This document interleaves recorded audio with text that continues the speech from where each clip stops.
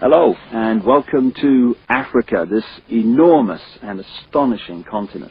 South Africa, to be more precise, just a short drive outside Johannesburg. And I'm here to talk to a remarkable man, Credo Mutwa. When I first came to South Africa about 18 months ago, within 2 or 3 days I was introduced to Credo Mutwa. I'd never heard of him at the time, but from the moment I met him, I didn't stop listening and he didn't stop talking for at least 5 hours. And within the first few minutes I realized I wasn't just in the presence here of a man of great knowledge, and he's certainly that. I was in the presence of a genius, a unique human being.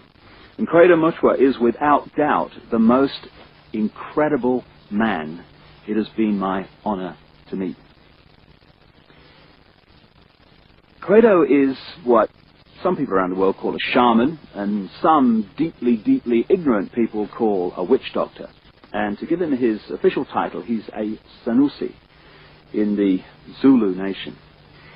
Sanusi is the carrier, the keeper of the ancient knowledge of so much, including the ancient knowledge of history of Africa, where all this came from, where the people came from, what the truth of history is, instead of the largely nonsensical version of history that we get through the universities and the schools from very, very well-educated professors who know. There are only 2 Sanusis left in South Africa. Credo is one. And that's terrifying, because it means the true version of the history of this continent is dying. Being lost to this official nonsense that we're told is history, but is absolute garbage. History has been rewritten, and the people who can put that history together again are going out of this world as they age and are not replaced. So you're about to have, as I have, the enormous privilege of hearing this man talk and seeing his knowledge preserved for as long as the electronic medium exists. He is the official storyteller and keeper of the history, the knowledge of the Zulu people. But you know, knowledge is a very dangerous thing when you're trying to hold people down into a mind prison, you're trying to manipulate them, you're trying to control them.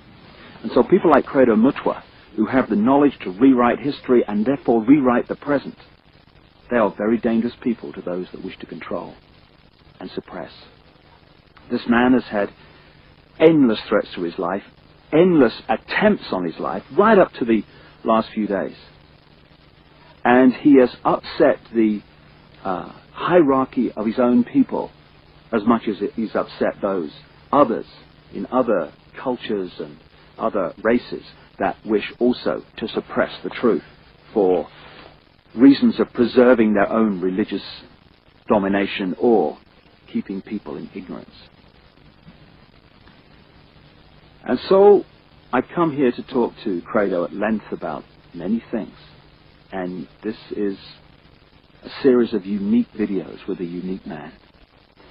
And what we're going to start out with is to concentrate on a bizarre story. An off-the-wall story, you would think, but one which he is confirming at every turn from his own background, his own unique knowledge of this continent. Over the last few years, as I've been trying to uncover how the world's controlled by a few people, which it is, and who those people are, it has emerged from my research that, bizarre as it may seem, a reptilian race from another world, interbred with humanity in the far ancient world, creating hybrid crossbreed bloodlines. You see references to these in the Old Testament and into endless of the ancient texts. In the Old Testament it talks about the sons of God, which in the original is sons of the gods, plural, interbreeding with the daughters of men to create the hybrid race, the Nephilim. These gods were the literal gods of the ancient people. And they used to sacrifice people literally to the gods. And these crossbreed bloodlines, as ancient accounts tell around the world, were put into the positions of ruling royal power in the ancient world. And then, as is happening today, when you do the genealogy of the ruling families and the ruling positions of power in the world, be they the 42 presidents of the United States up to Bill Clinton, be they the British royal family, be the aristocracy of Europe, any of these key ruling elites, the top of the banking system, the top of the global business system, you hit the family lines which go back to these same ruling lines of the ancient world, royal lines, that the ancient accounts say were the crossbreeds between humanity and these reptilian gods. In other words, a reptilian extraterrestrial race has been controlling planet Earth for thousands of years to this day and putting its genetic compatible bloodlines into the positions of power as presidents, prime ministers, banking leaders, business leaders, etc. And this explains so many things, where we get the divine right of kings from, the divine right to rule because of the bloodline, the genetics. Why these ruling families of the aristocracy and the royal families have always incessantly interbred with each other, just as the Eastern establishment families of the United States do, that produce so many presidents and banking leaders and administrators of government in the United States. And astonishingly, bizarre as I keep saying, and seemingly ridiculous as this story may be from our conditioned perspective of life and reality, when I started talking to Credo Mutwa from his African experience and knowledge of the most staggering depths and variety, he tells exactly the same story that I have uncovered around the world, exactly in great detail. And if Africa and the world is ever going to be free, and we are, then they have to listen to this man. And they have to listen now.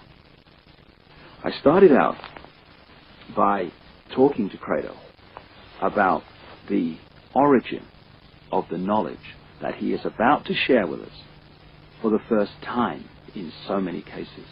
Because this is the knowledge that only initiates normally get.